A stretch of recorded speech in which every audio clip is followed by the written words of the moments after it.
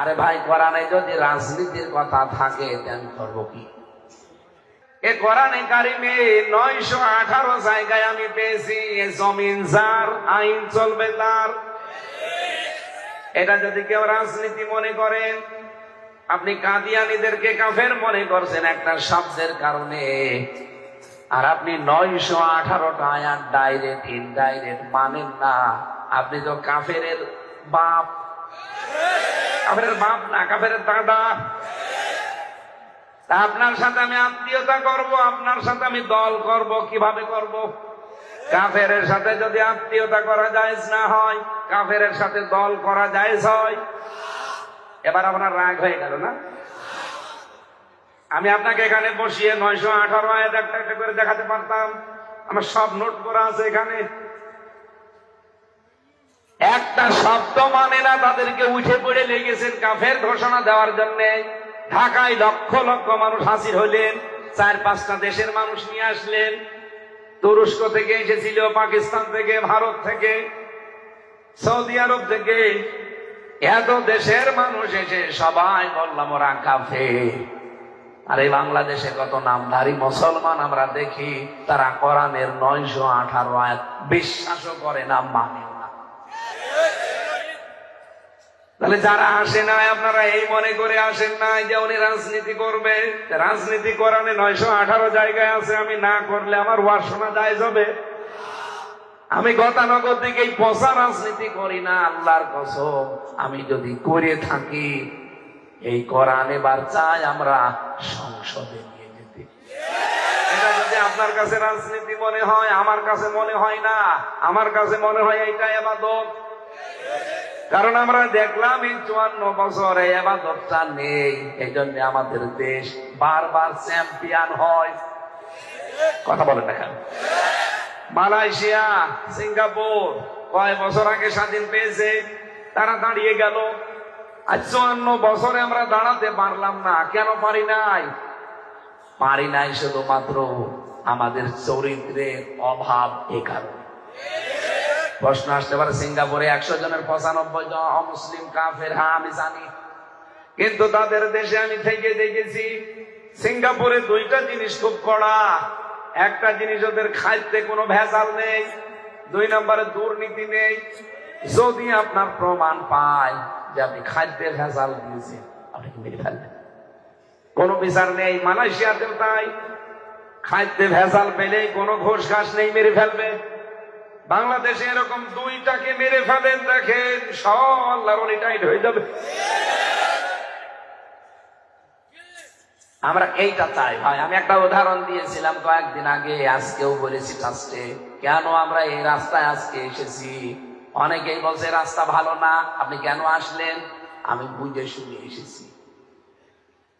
জেলে যেয়েছিলাম সে 19 সালের শেষে, 20 সালের দিকে। ওই সময় আমার গ্রামে একটা জেনার ঘটনা ঘটেছিল। একটা লোক বিদেশে থাকে, তার স্ত্রী অনেকদিন হয়ে গেছে, স্বামীকে বলে আসো আসো, আসে না। প্রায় 15 বছর আছে তার স্বামী বিদেশে। ওই মাসে কয়েকবার শুধু এসেছে, 4 বছর 5 বছর পর একবার আসে। বউ বাধ্য হয়ে একজনের সাথে লাইন করে কাজ করে ফেলেছে। আর 4 জন অলরেডি দেখেছে, সাক্ষী। আমারে এসে বলছে, তুমি তো মুফতি, একটু ফতোয়া দাও, এ মহিলাকে করবো কি? ওই মহিলা, ওর শ্বশুর, ওর শাশুড়ি আর ওর বাবা, ওরা এসে বলছে ঠিক আছে, গ্রামের লোকজন যখন চায় ফতোয়া দাও, দিলাম। অবিবাহিতা হলে 100টা বেত্রাঘাত করা লাগবে চাবুকের চামড়া দিয়ে। আর যদি বিবাহিতা হয় তাহলে এই পর্যন্ত মাটির ভেতরে পুঁতে ফেলে, ওপর থেকে পাথর মেরে অথবা ইট দিয়ে মেরে ফেলে। এই বিচারটাকে আমি বানিয়েছি। বলেন বলেন। সূরা নূরের 2 নম্বর আয়াতে আছে, আয-যানিয়াতু ওয়াজ-যানি ফাজলিদু কুল্লা ওয়াহিদিন মিনহুমা মিয়াতা জালদা। এই কথাটা বলার পরে খুব বেশি হলো 6 থেকে 7 দিনে পুলিশ আমারে ধরে নিয়ে গেল। জেলে থাকলাম 3 বছর। জেল থেকে বের হয়ে দেখি গ্রামের লোক 2 ভাগ হয়ে গেছে। এক ভাগ আছে ও সুফি দরবেশ, ওরা রাগ করে আছে আমার উপরে, আর এক ভাগ আমার পক্ষে। আমি বলছি কি হয়েছে আপনাদের? ওরা বলছে না, তোমার সাথে কোনো কথা নেই, তুমি খালি ফতোয়া দিতে পারো, কার্যকর করতে পারো না। আমি ওদেরকে বললাম, দেখেন এদেশে ইসলামের আইন কায়েম নেই। ওই দিন যদি আমি এই মহিলার উপরে ফতোয়াটা কার্যকর করতাম, ওকে মারার আগে পুলিশ আমারই মেরে ফেলত। কথা বলে দেখেন।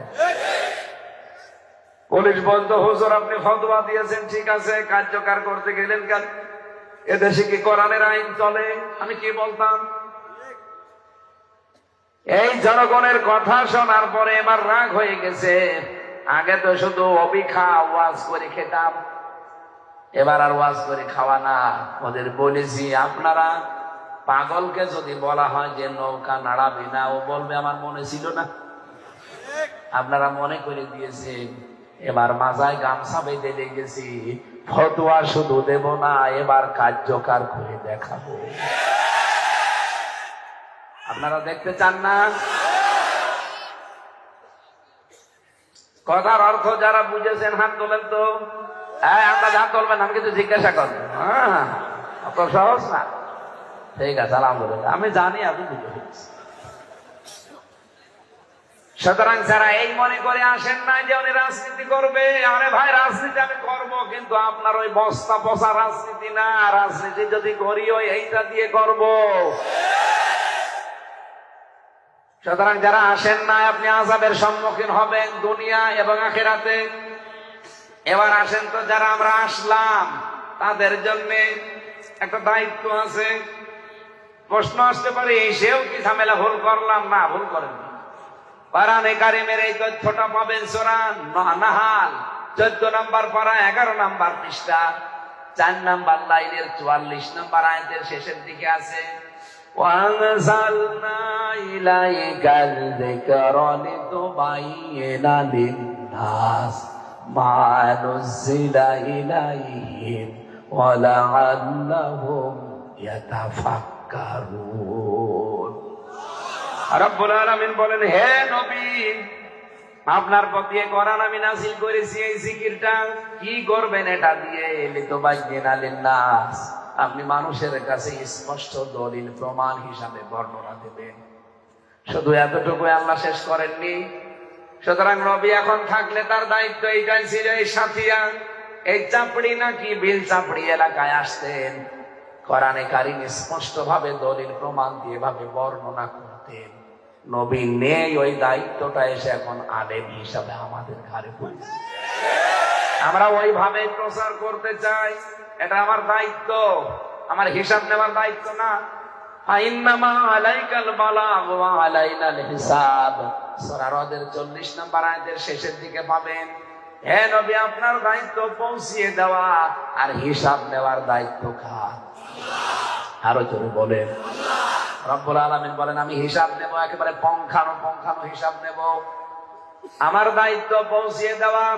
আপনি যে হিসাব দেবেন, জোগাড় করেছেন কোন জবাব? এই জন্য শেষের দিকে আছে ওয়ালা আল্লাহুম ইয়াতাফাক্কারুন। আপনি যা বলবেন এই কথাগুলো নিয়ে শ্রোতা যারা বসে আছে, এরা যেন বাড়ি যেয়ে চিন্তা ভাবনা করে।